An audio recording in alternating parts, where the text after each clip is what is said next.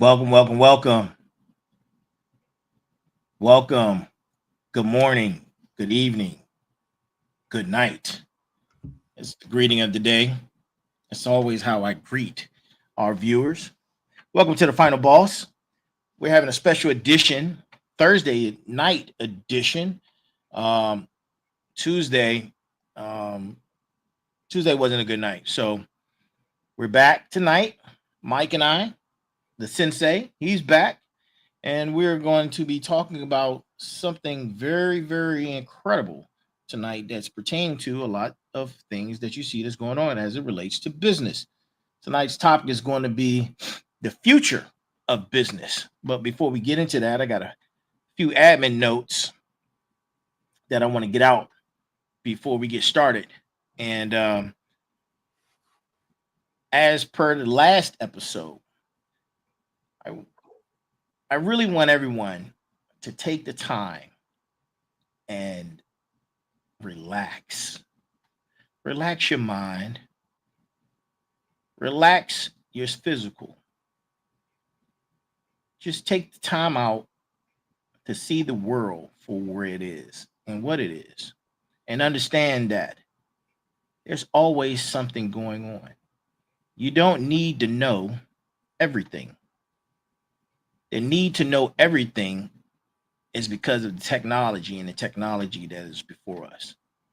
Step away from the doom scrolling. Step away from the news. They're all paid actors. Take the time out for you and understand that the things that are happening are not in your control and there's nothing you can do about it. And some people they will like to make it because it's easy. They like to make it about race. Race is the cop out.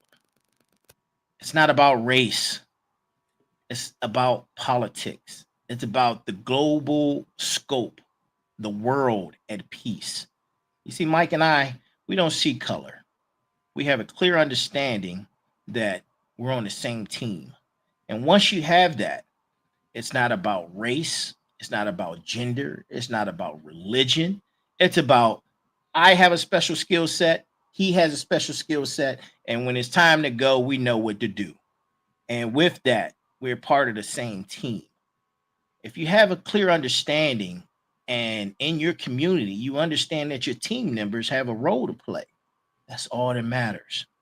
Understanding your role and what your family's roles are when it's time to do what you have to do. That's what's important.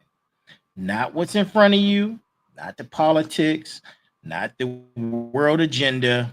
These things have been planned and it's 40 years or more. The technology that we're going to be talking about tonight, at least 30 to 40 years of what we see today, including the UAPs that were finally dropped, like we didn't already know that they existed.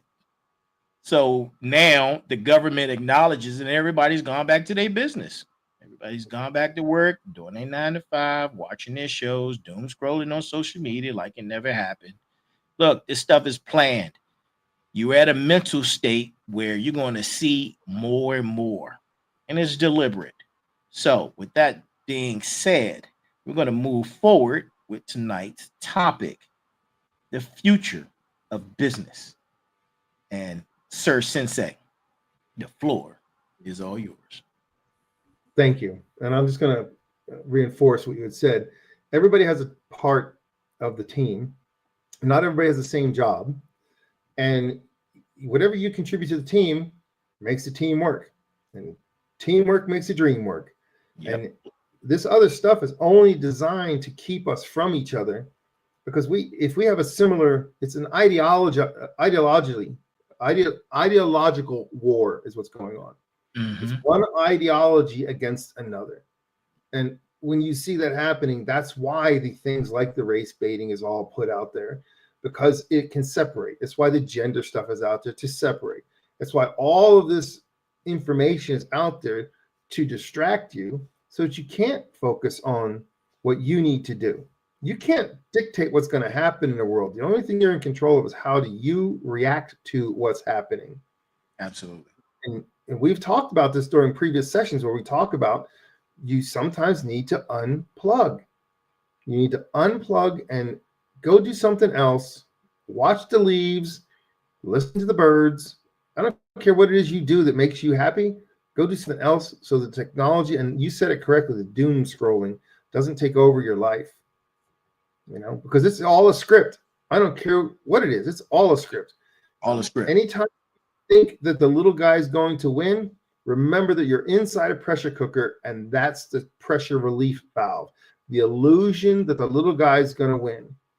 And when you have that understanding, the illusion is that the little guy is going to win, that lets you calm down. So therefore, you're not going to rise up against the system. And so it's designed to keep you off target, right? Correct. So let's talk about some business. Yes, and you sir. say, okay, what is the future of business? So back in the day, the majority of businesses we had that you understood and knew about were small businesses. Your mom and pop stores, and then your regional corporations, and then you had some national.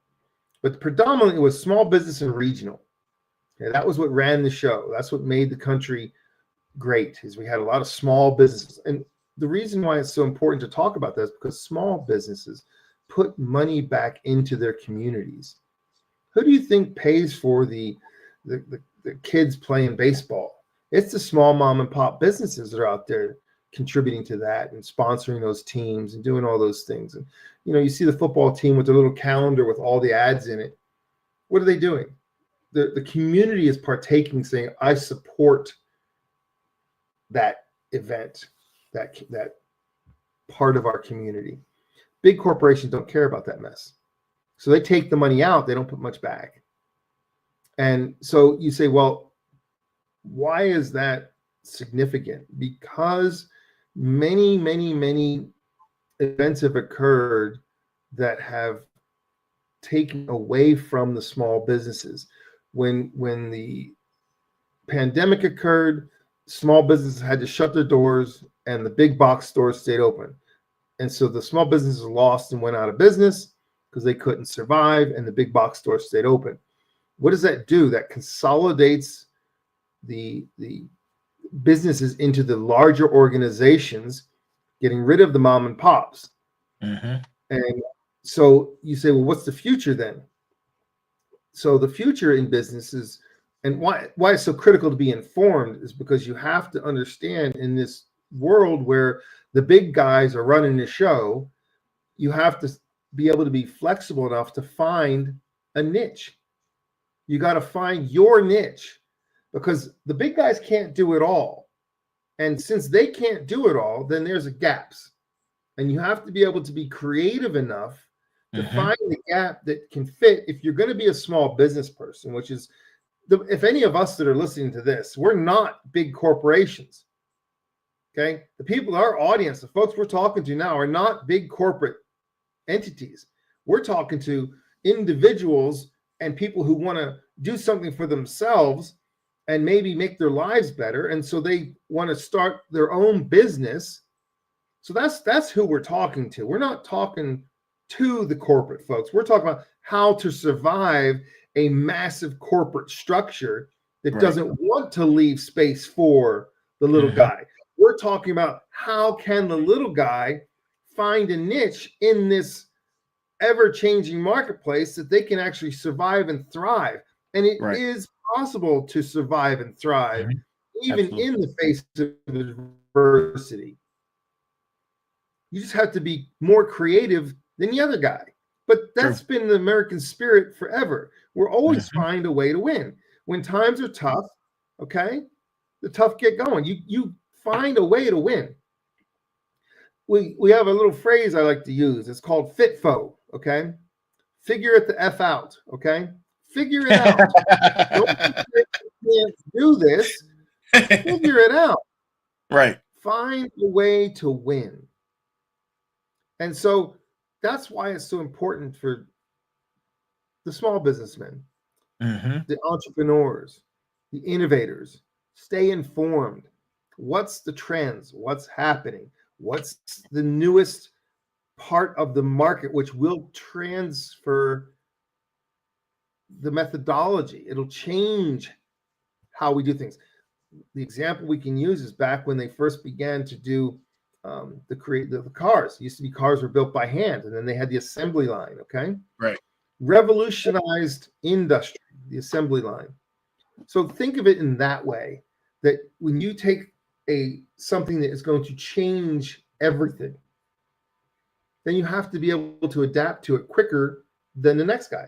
So the next one we can talk about that occurred was when the internet came along. The companies who took advantage of the internet they thrive. Right.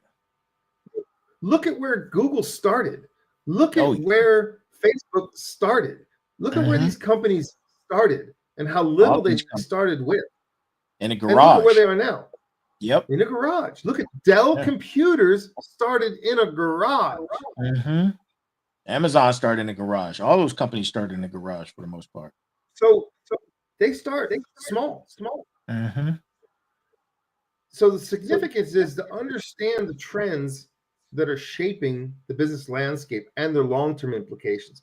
Because if you're going to start a business, do you think you're going to run a business for 1 year? Your business plan needs to be what? A minimum of 5 years, because that's the 5-year technology plan. But typically, you want to have a plan for a longer lifespan. Because you want your business to thrive. You do, like a baby growing. Yep.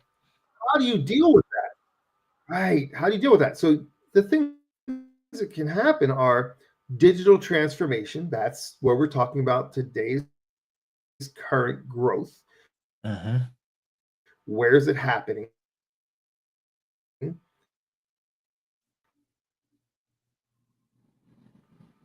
I don't know if I lost it for a second or not, but I kept talking. That's super important. And how do you sustain a growth of your company? So if you look at a company, you have what's called the company dynamic. A company starts usually with one person. Okay. All right. Think of it as steps. Okay. Every growth of a company has to go through steps. If I'm at 1 person to 5, I'm at 1 person, I have a certain dynamic. I have a certain cost associated with that.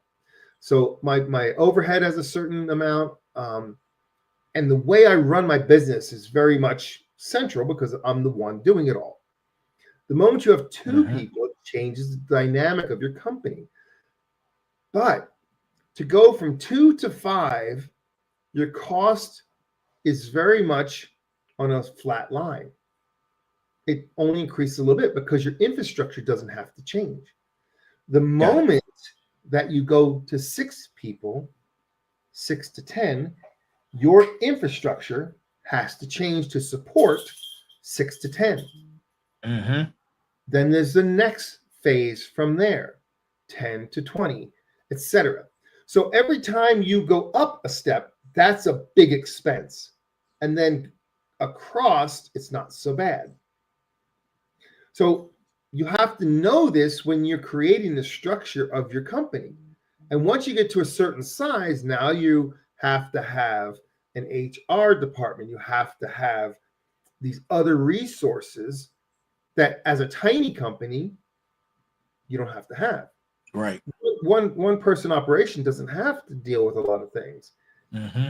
Okay. So that's how you have to know how companies grow before you can talk about the rest. You have to understand you have a small business, you're starting a small business, how do companies grow? Once you understand how companies grow, you can then see how does that fit in your plan with your structure. Once you have a certain number of people working for you, now you have to have a sales team, right? Right. You have to have a salesperson because that salesperson has to bring in enough work to keep everybody else busy. Absolutely. And that goes across almost any industry. Unless you are providing a specific locked-in product that you're manufacturing for a supplier, so you're like a subcontractor, sub-supplier, right?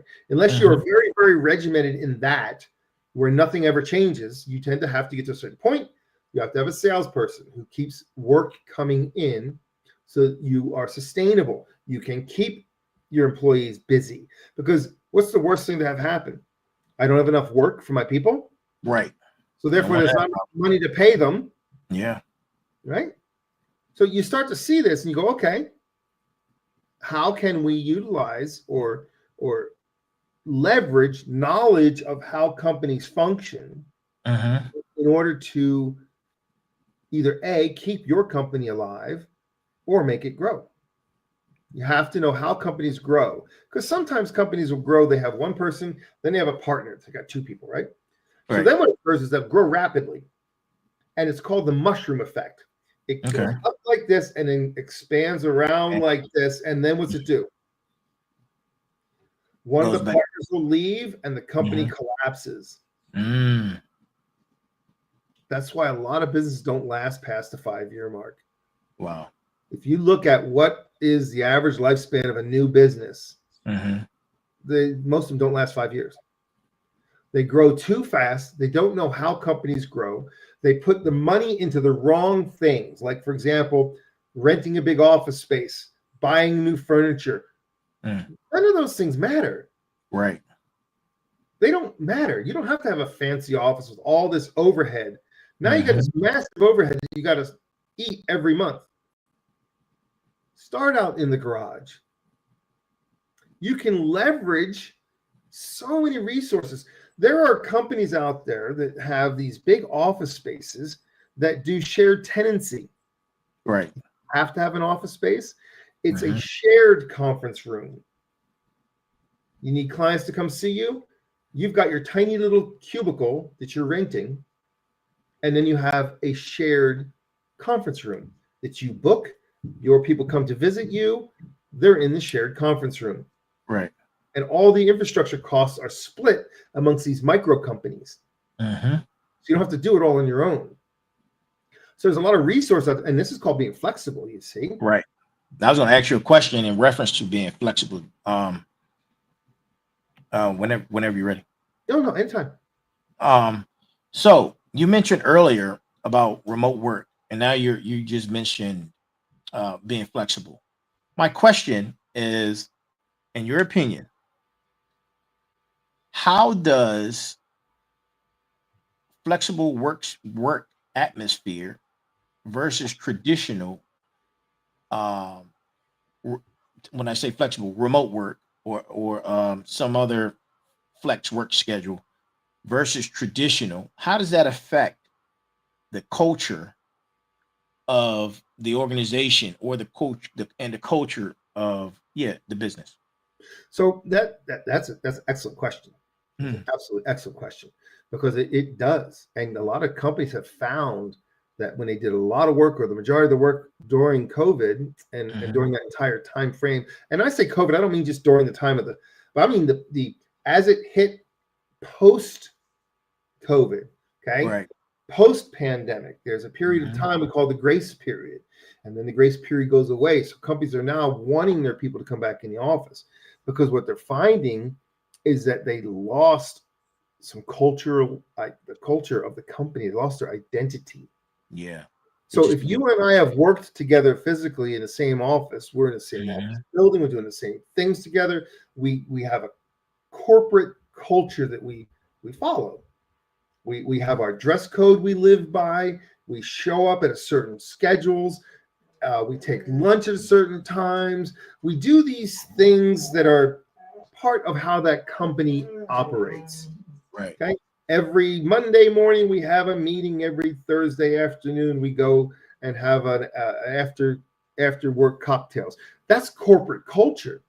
The moment you go to a fully remote scenario, then people, they lose contact with each other. And then when you hire new people, what is the culture? They're in their house, working in their office. They don't see anybody else except for through a screen. It's a whole different mentality. And it can be problematic, because if you don't have everybody pulling in the same direction, your company becomes fragmented. Mm.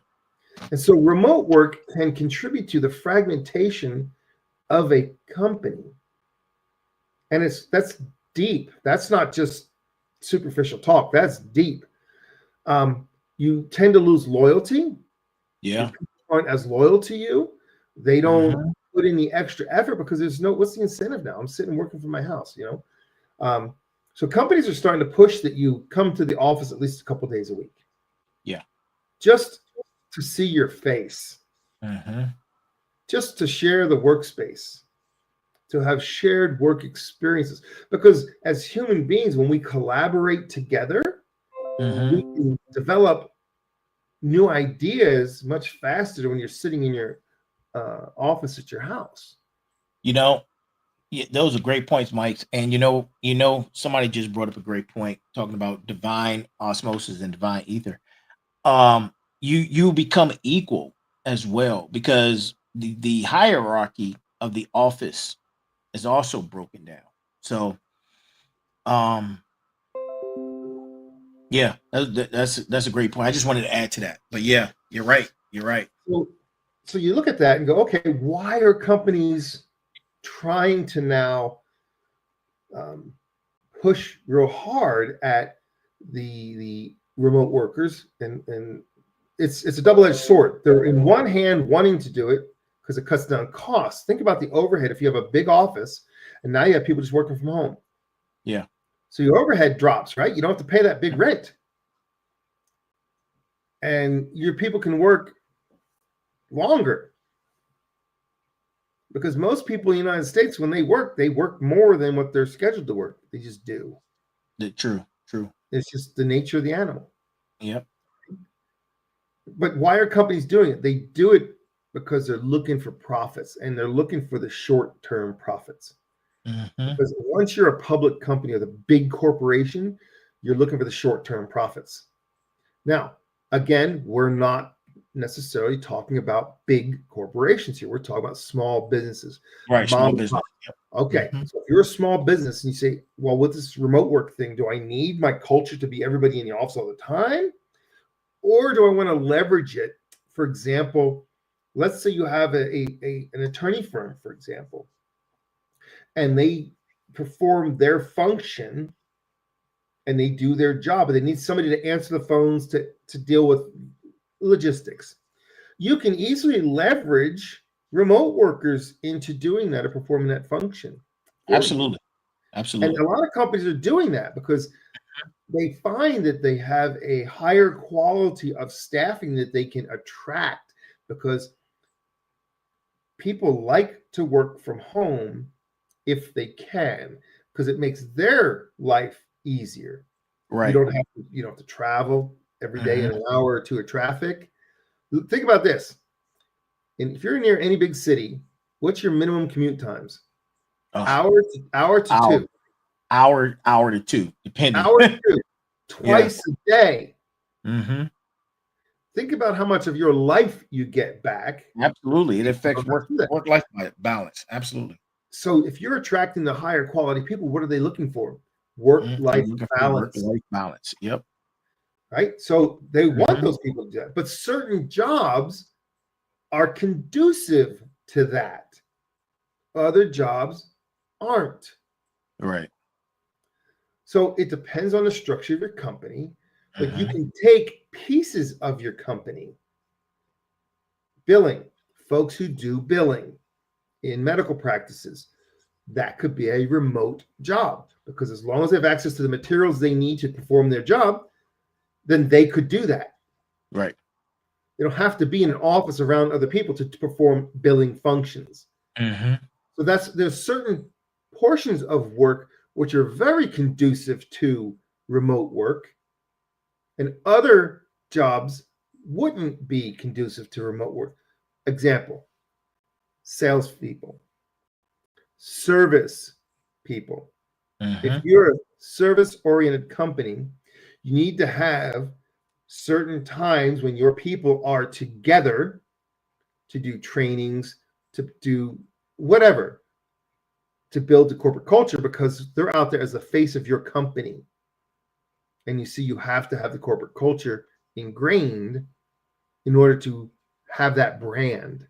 Right. And small companies need their brand to be strong and be positive. Mm-hmm. And, you know, we are faced with challenges when we have this hybrid environment. If I have an environment where I have my office and I only have one internet connection, I can protect that connection. I can protect the computers that are touching me very, very easily. Right. The moment that I have remote workers, now I just complicate things. And now I have to protect the workers where they are. Mm. It's not your internet connection anymore. It's everybody else's. And so what you see is your structure becomes much more complicated, and you have many more risks. You have cybersecurity threats, which become bigger the more spread out you are. Right. So you have the advantage of being remote work, the advantage of attracting those good people, but you have the disadvantage of now I have a higher risk. Because if my data is housed locally, Mm-hmm. it's not easy to hack it. But if my data is now out in the world and my people are touching that data all through the world, Yep. it's easier to hack my data. Yep. Creating And vulnerability points. Yep. you're more vulnerable, and you have to take extra cybersecurity precautions to protect yourself as a small company.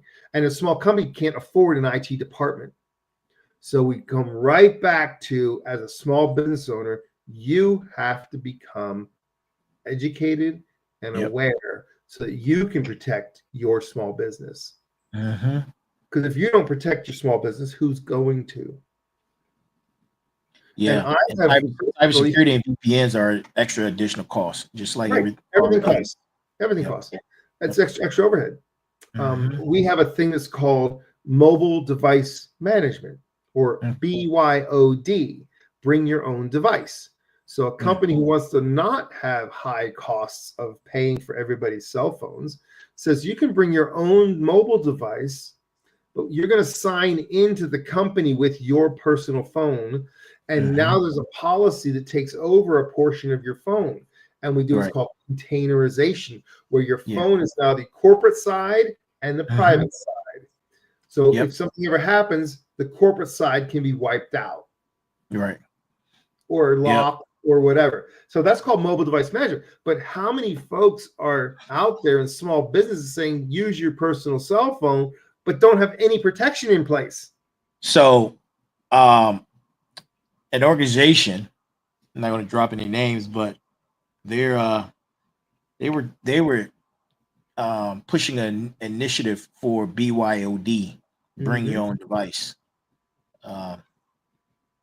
Yeah, pretty scary stuff. But it is, because what's on your phone might be potentially damaging to the corporation. Correct. To the company. And the things you do on your personal time might accidentally mix with the company data. But once you load that firmware, depending if it's government, now they own the phone. And here's the part that a lot of people don't understand. Let's say litigation is going to happen for whatever reason. And now we have that evidence is being gathered and discovery is happening.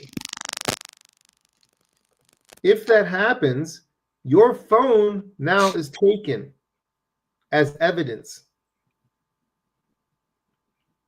If the company's involved in something, your phone's taken. Right. So there's a lot of risk. Yeah. People don't think about that when they want to do this. So let's get back on some of the flexibility thing that we talked about of this remote work stuff. Okay. In 2020, a report says 70% of employees prefer hybrid or fully remote working post-pandemic. They got a taste of it. Yeah. Notice that has revolutionized that market space. Totally Totally changed how we work. Yeah. If you can work remote, why you can live anywhere you want to live. You can live anywhere you want to live. Mm-hmm. Imagine that. I want to Now you're live talking somewhere. about, I want to live where the cost of living is low and the weather is nice. yeah. Now you're talking about affecting that country's economy. That exactly.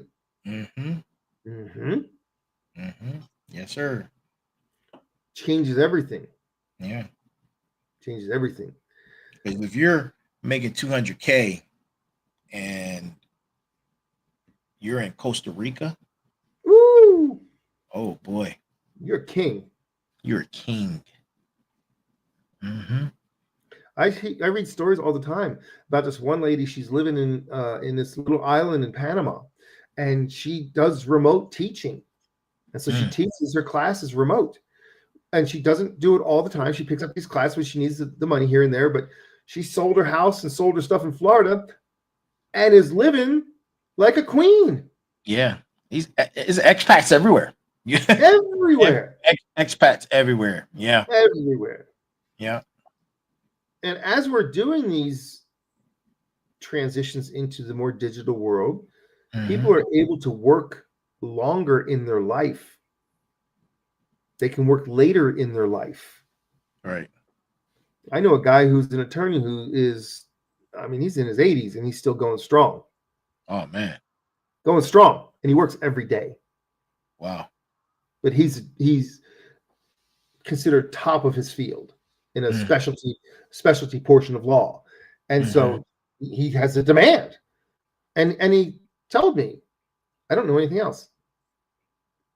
What else would I do? Right. Why would he quit? I said the same thing. I use his example and I say the same thing. I'm never going to retire. Right. What's the point? As long as my brain's working, I'm good.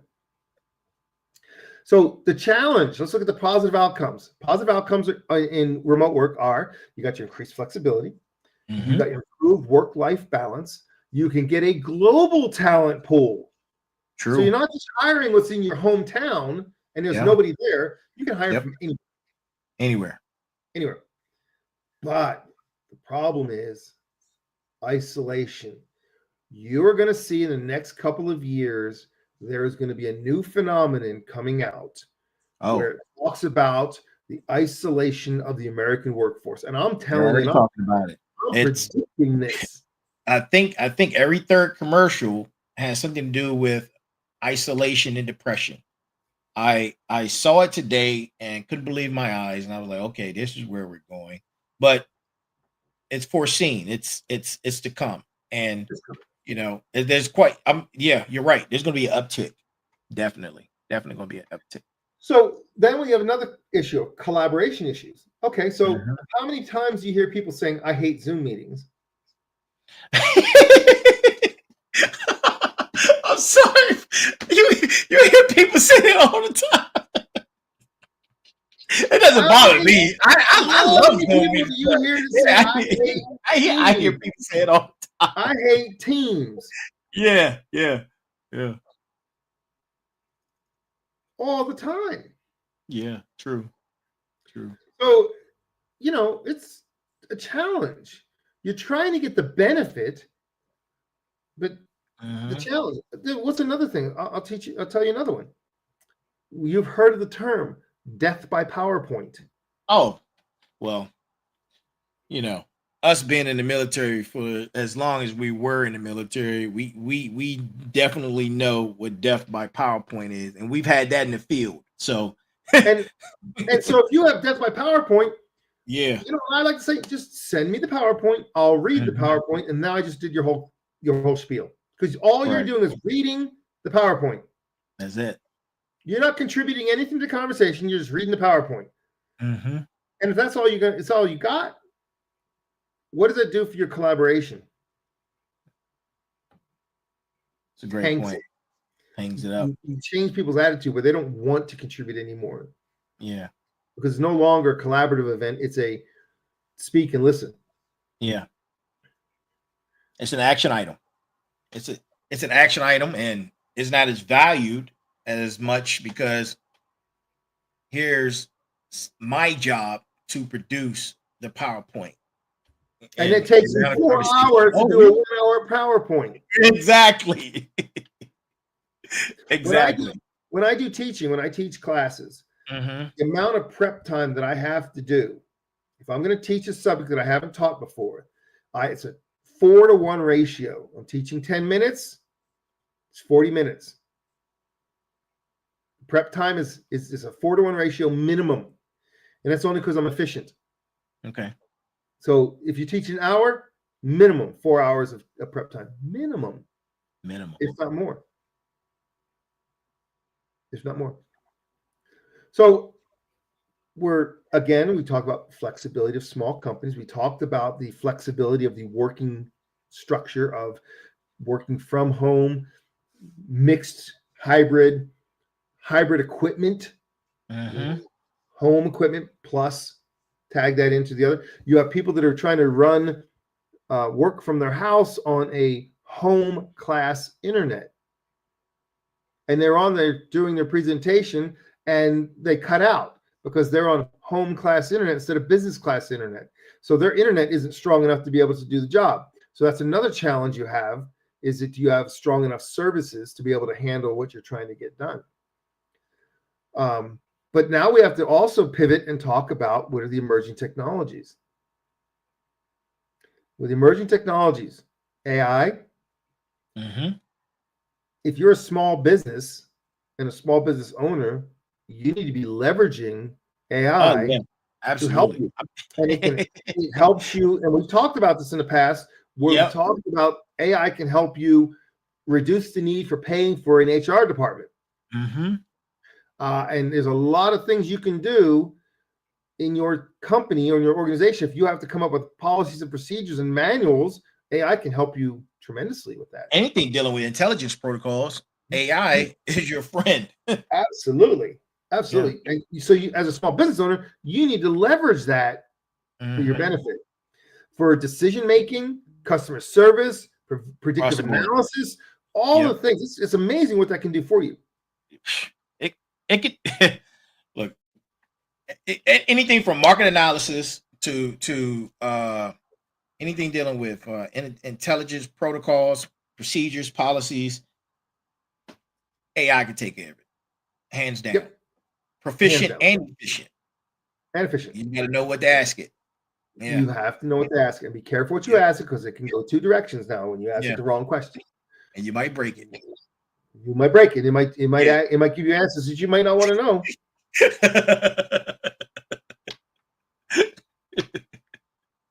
I know nothing. Right. I know nothing. So another thing that's revolutionary that's happening, that we're seeing it occur, and this is something you need to be aware of. Used to be back in the day, you would take your money and you would say, okay, gold and silver is the standard of everything, and that's where I can put my resources in case something goes bad, because paper isn't worth anything. Well, now we're moving to what's called blockchain, which is decentralized finance. So that can be a problem, right? The reason why it can be a problem is because now your money becomes digital.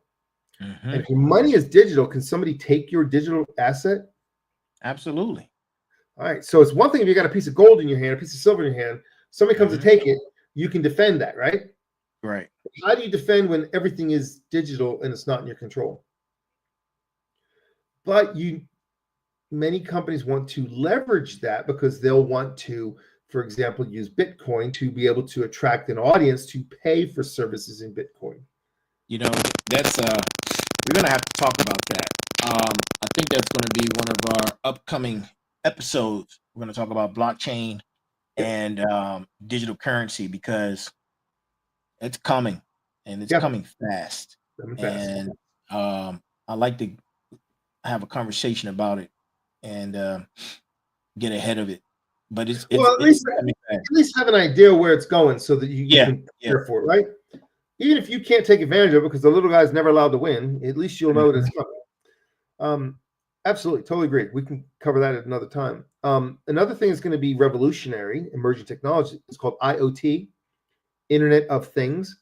Yeah, Internet of Things. Yep. And those are going to enhance operational efficiency, manufacturing, healthcare. These devices, which are emerging with high level of intelligence are going to change how we do things. So some of the rudimentary basic tasks that get performed, you don't need people for some of those tasks anymore. Right. And now you come up to the hard stop, ethical considerations. There's a dilemma here with ethical because not everybody is ethical. Right. And so data privacy, job displacement due to automation, which is we were worried about that back in the day of the assembly line. They were afraid, oh, everybody's going to be out of a job because it's automated now. But the companies who were able to leverage that and take advantage of it didn't lose jobs. They created jobs. Right. So in the same token, with the efficiency of technology and how it's growing, if you're leveraging this appropriately, automation can actually enhance what you're doing if you know how to take advantage of it. Right. But there's ethical considerations about that because McDonald's has their kiosk, but you don't need a person there anymore. The kiosk never goes on vacation, never asks for a pay raise. It's always there and it works. Right. But did that displace people? The grocery stores, the big box stores, wanted to save money. Self-checkout. It's across the board. Healthcare. You got digital, you got virtual medical centers, virtual doctors now, where you don't even have to go to the medical office anymore. And what happens if you have imagine this, if you've got a virtual visit with a virtual doctor and your virtual doctor's AI. Right. We're already getting used to virtual visits. Yeah. We do telehealth visits, called telehealth for a reason. Insurance companies pay for telehealth. Right.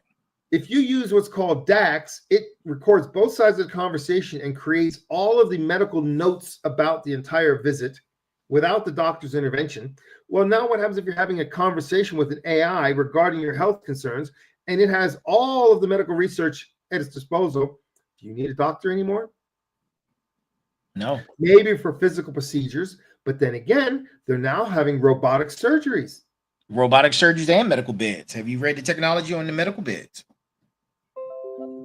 And guess where we saw this stuff happening? On Star Trek. Star Trek. And all these other movies that we talked about. Remember when you talk about all these movies where they showed it in the medical bays, and they lay on there and nobody touches you and the machine deals with your problems. Yep. You know, I was watching MSNBC this morning and they were showing AI correspondence and you couldn't tell the difference. It was incredible. You could not tell the difference. Yeah. There's programming tests for programmers that AI is able to pass.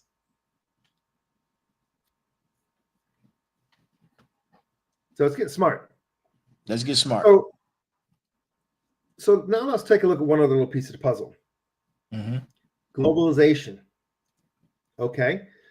So, and that can be a good thing or it can be a bad thing. So it can be a good thing because we talk about supply chains, which are international supply chains, which means you can attempt or you can leverage getting resources or portions of what you need or do from a larger market. So interconnected markets, right? That can help. Now, what you hear in the current news is that the problem with that, because it is a good in concept, the problem is that when countries want to take advantage of that and they do the tariffing and they ended up making it an unfair marketplace. And so then now you have a cause and effect. One side's government is enhancing their production at the cost of the folks on the other side of the ocean. Right. Then you have a reaction to that. And what it does is it makes the global market unstable because you have people that are not playing by the same rules. If I have to produce at a certain quality and a certain level, and you can produce here, your labor costs are here, your cost of goods is lower. Yep. So what occurs is sometimes a tariff is implemented to bring the costs a little more even, so it's an even playing field. But countries don't play fair with that. So that's the big thing you have to worry about. That is the current state of globalization. Right. And the massive buyouts of the small companies by the big companies is actually damaging to localized consumerism, because you can't get anything local anymore. You're here the deal. Buy American, try. Right. So you see a consumer shift. So we have a big consumer shift of try to buy local. You hear about Small Business Saturday, right? Oh, and they have the new trend called they're doing this thing called 15-minute cities. Have you heard of that? No, I haven't heard of that one. Yeah, check that out. 15-minute cities is where everything is localized in a sector, and you're able to do whatever you need to do within 15 minutes of your residence. And yeah, I saw that was on the news. So that's a big trend, right? So now because of that, does that help you with your marketing strategy as a small business to be taking advantage of that and have yourself leveraged so you can be a part of those things, right? So if there's going to be a demand for a piece of a market as a small business, you should be able to be flexible enough to try to take advantage of those markets. Agreed. And so therefore your marketing strategy could be looking at, you have your global supply chain that you're utilizing to leverage your local marketing. Absolutely. So you have to be extremely flexible and be aware of all the pieces of the puzzle. Because if you're not aware of it, you can't adapt. You can't be flexible. Because the problem is, what companies find is that they get stuck in a mode and then they can't pivot. Right. I mean, look at the case study here of blending globalization and localization strategies, where they do both. It's Coca-Cola. They have regional marketing. See, that's smart. Yeah. You're taking advantage of the global supply chain, but you're making it regional. You're blending it. It's a hybrid. Success as a business, I believe, in the times coming up, is being able to leverage hybrid everything. Hybrid workforce, hybrid work schedules, hybrid supply chain, hybrid logistics. Hybrid logistics. Everything we do in the future, for us to succeed as small business men, women, people, is going to be, you have to be hybrid. You can't stick to the old school. This is the recipe. I'm going to buy a franchise and I'm going to let them do all the work, and I'm going to pay them 70% of what money I make. Because you don't have the workforce to keep your franchise going. True. So the franchise methodology was great back in the day, but I don't see it as being it's not as technology advances, we're definitely past that. No, we're beyond that. It's like the malls. We're definitely beyond it. How many shopping malls are closing down because they haven't been able to keep up with the online purchasing? Yeah, all the brick and mortars are closing. You made a statement, and I wanted to piggyback off of what you were just talking about. The hybrid system is like the new internet, where companies who didn't adapt to the internet, who didn't adapt to online stores, they saw themselves collapsing within 1 or 2 years. And we can name a couple of those companies like Blockbuster, Kodak. It's a bunch of them. But yeah, they didn't have they got to the point where they were so big that they couldn't scale back business, and ultimately they were dissolved. So they couldn't go. They didn't understand the concept of going. They didn't know how to exactly scale back. They didn't know how to modernize and take advantage of the new emerging modern technologies. True. You know, Blockbuster could have turned into a Netflix. Yeah, easily. It had everything it needed. It had the resources. It had everything it needed. It had the market. Yeah. It had a captured audience, and as the technology was growing, they could have pivoted into streaming when it was just getting going, and they would have become a market leader because they already had the client base. But instead, they stuck to what they thought was the best marketing strategy, and it cost them their business. Traditional business methodology is definitely changed and is changing. So yeah, I believe in a hybrid system. You're absolutely correct. Yep. That's your big takeaway from tonight. Is hybrid is the way to go with almost anything because you can't depend on having a company with all of these different departments because they all cost you money. Correct. What you do is you have people who wear multiple hats and they're leveraging technology to be able to deal with those roles. So if I have a role, I can have one person have 2 or 3 roles because they use automated technology or technology to be able to perform all of those functions under one hat. That gets you flexibility. Hey, that's quite great, man. You hit it right on the nose. And I'm sitting here thinking, and I'm thinking about AI and a hybrid system.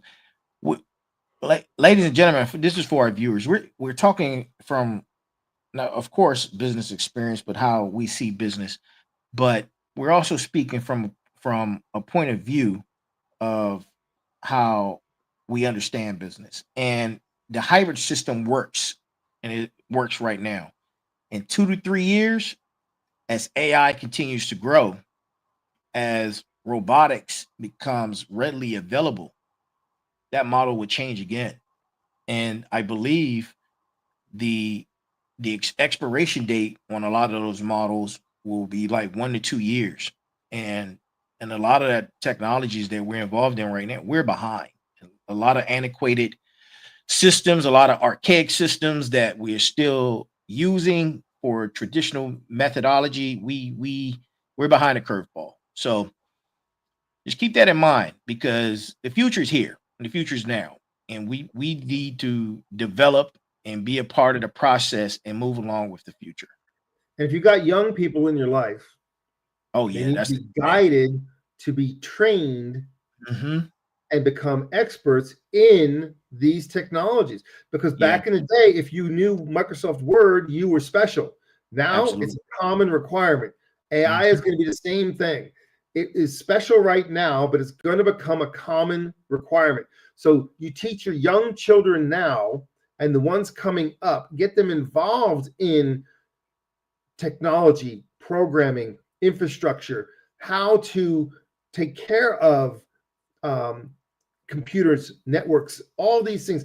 There's a lot of young kids who don't know anything about technology. They don't use it. They don't know anything about what makes it work. Right. And so how it works. Yeah. They just so not use it.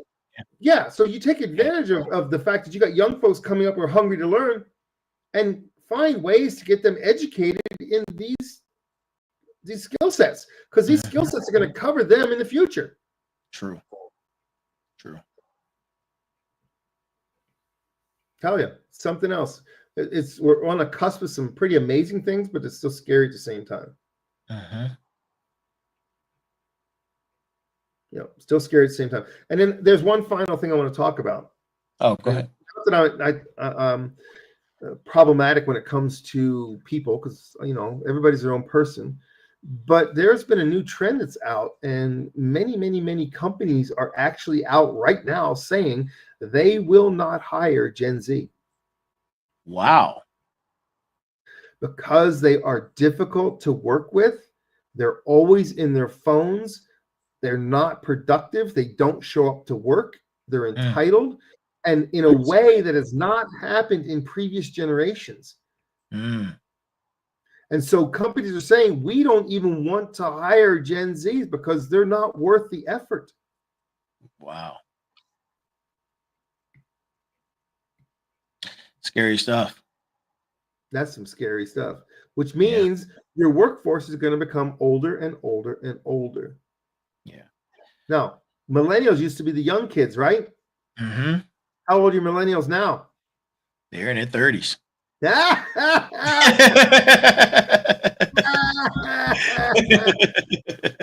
guess what? They're the old fogies now.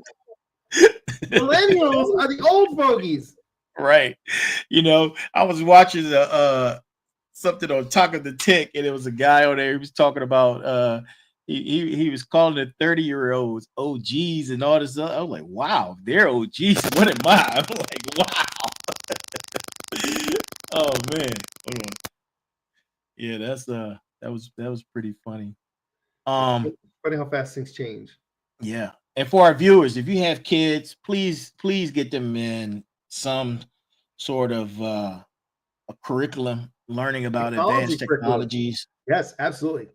and anything dealing with AI and the future of the Internet of Things. Because if they're a male, 18 to 26, if you don't know, you will know.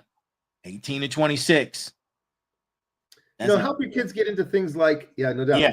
Help your kids get into things like 3D printing, 3D modeling, Mhm. creating things, making things, because that's going to be that micro business, right? Oh yeah. And you'll be able to, once you learn that and understand that, you're now doing programming, you're now doing coding, you're now doing something that can be used. Back in the day, folks would use programs to create CNC machining, where they take something and make it out of an aluminum block or a metal block and make parts. That's a great little niche. Well, 3D printing has come along and developed. So if you got young kids, get them into 3D printing. Oh my God, it's crazy what they can do with it. And that skill set they learn from that is what's absolutely going to be marketable and in demand. Yep. I remember when drones first came out. Oh, it's a toy. Man, people are professional drone flyers, and professional they're drone making operators. Great money as a professional drone flyer, or drone pilot, I should say. Drone operator, drone pilot. Yep. With Elon being in his position in the new government, space exploration is the speed, because I believe a lot of things are going to be deregulated. The speed of space exploration, I believe, will increase 1,000-fold. Yeah, you can see a lot of things changing. Yeah, a lot of things are changing. Yep. So, and you talk about, you keyed in on something I wanted to mention briefly, which is deregulation, because we think of, and you are told all the time that deregulation is bad, it's evil, it's for the big companies and let them make all the money. Actually, deregulation takes away the restrictions on small businesses and allows small businesses to thrive. So if you really want to jumpstart your small businesses, take away the shackles of regulation. And I'm going to tell you, if you have never been regulated and you want to do your a job and you say, I can't do it because of the regulations that are in place. Yeah. Deregulation is a friend of a thriving economy. It is. You're right. And if you don't believe me, just do a Google search on what are the benefits of deregulation. Just do a simple search of what are the benefits of deregulation. I know I've been in the government for 21 years. I know all too well about things that are regulated and things that should be deregulated. A lot of those policies just didn't make sense. It doesn't make sense. It is what it is. It is what it is. A lot of policymakers, they made policies for job security. And they didn't have AI help them make the policy. Yeah.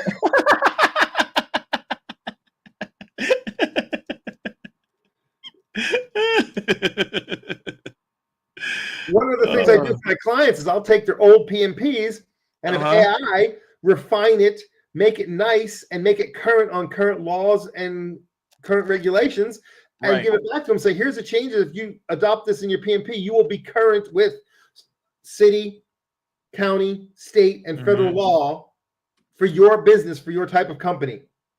And now they're modernized, and they didn't have to pay 20 grand. You do it in half an hour. Wow.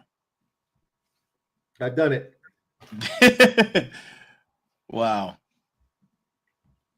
Yep. So you need to use these tools and whatever's at your disposal, because you have to be more flexible than Blockbuster. Absolutely. If you're not more flexible than Blockbuster, you're going to be a Blockbuster. You will be the Blockbuster. Sitting on the block. Busted. Yeah.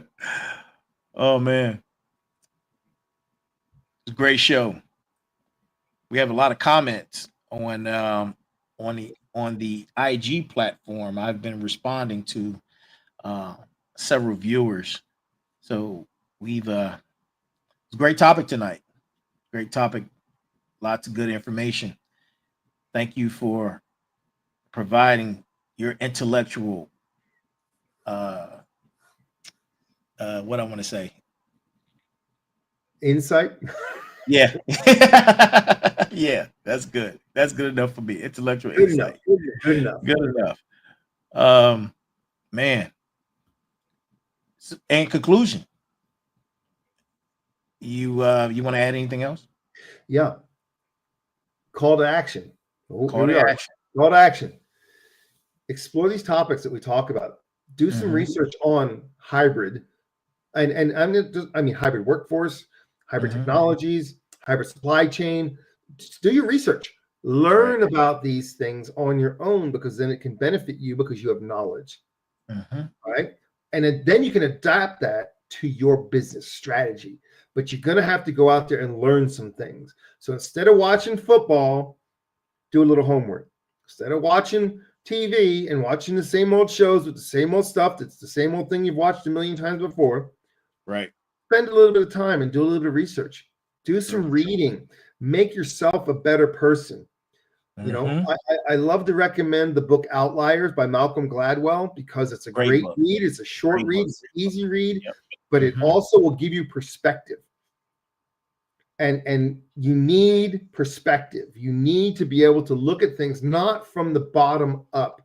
You need to look at things from the top down, because this is how the world works. If you look at things Mhm. from the bottom up, you only affect you and what's around you. If Right. you look from the top down, everything affects everything. You affect the That community. changes dramatically your perspective on what you're going to do and the direction you're going to take when you see the Mhm. entire forest. Right. If you only see the tree in front of you, you make very different decisions than if you can look at the entire forest. So do things which can help you gain that perspective, that you can see what's happening and what affects what.